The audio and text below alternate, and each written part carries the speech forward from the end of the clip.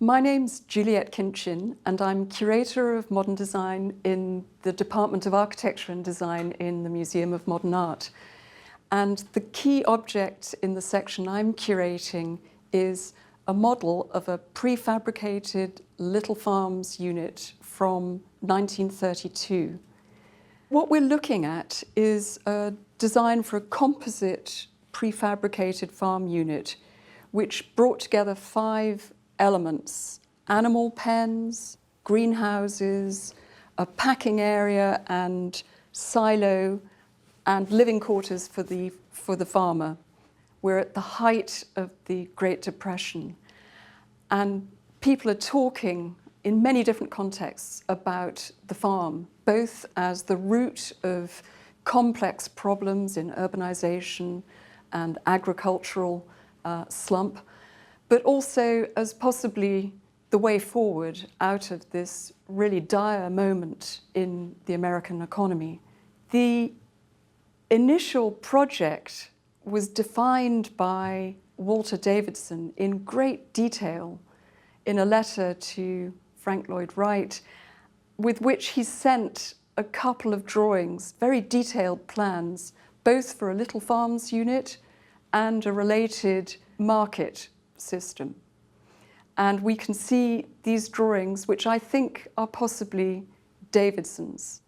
He was one of a whole generations of specialists called efficiency experts and packaging engineers. He really understood how to shift large quantities of produce. This project is about bringing the farm into the modern day, combining modern technology, modern ways of building through prefabricating in sheet steel, and introducing these new transformative clean forms of energy like electricity rather than polluting chemicals. But it was also about planning the farm in this compact, small-scale way.